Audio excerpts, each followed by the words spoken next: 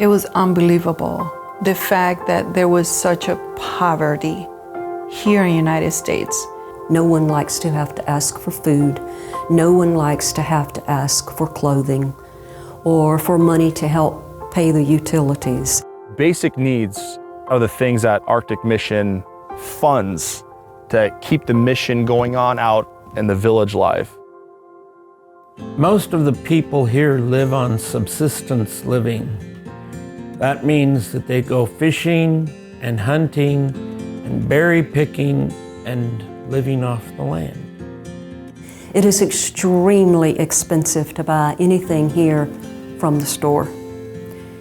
And food stamps run out and money runs out.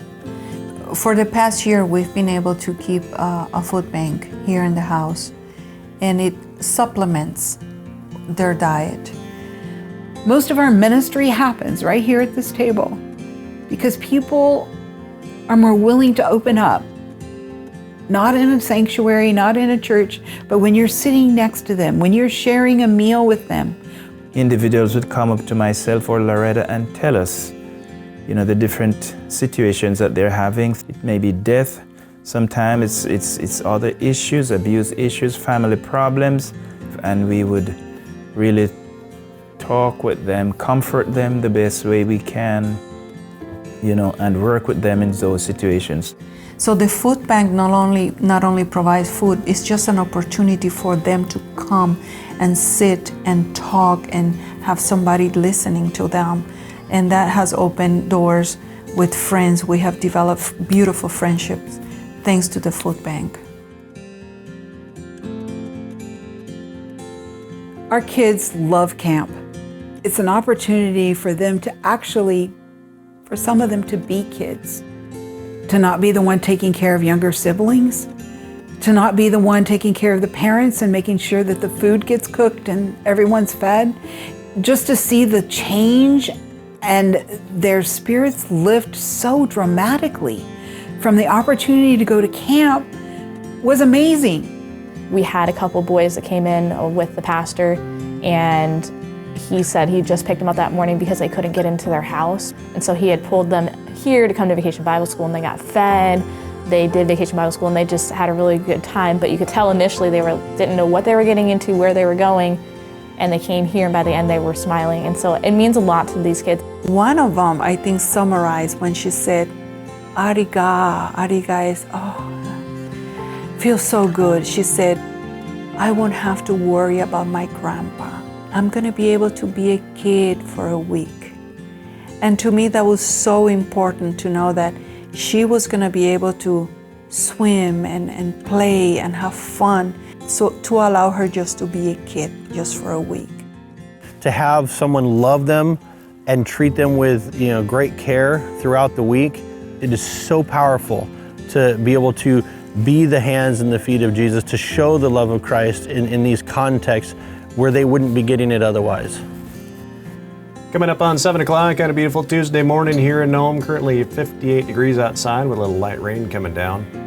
You are listening to the Alaska Adventist Radio Network, right here on KQQN 89.3 Nome. I would say every village in Alaska has access to radio. We're not introducing something new and amazing. What's new and amazing is the message that we carry about who God is. We want you to hear a little something that just piques your interest about God and says, "Ooh, I'd never thought about Him in that light before." We do have sermons that we share, but a lot of what we focus on is just little thoughts, something to think about for the day. And that's proving to be very effective.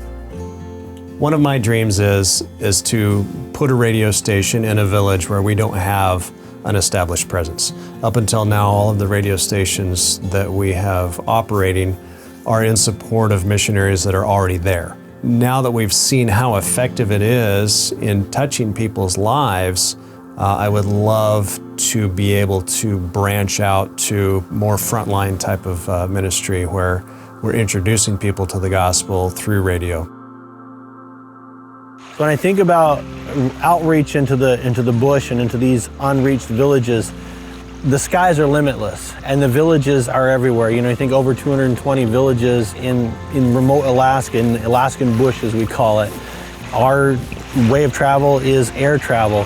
Whether we're going with Alaska Airlines or one of the charter airlines locally, or whether it's through flying ourselves, it's very important that we look at aviation as a necessity to get resources, supplies, and people to the place of ministry. We would love for you to be part of our AMA family. To learn more about how you can partner with us, whether it's you or your church, we ask you to go to arcticmissionadventure.org, and there you can learn about our Adopt a Village program, or how you and your church family can join up and be part of the Alaska Mission Experience.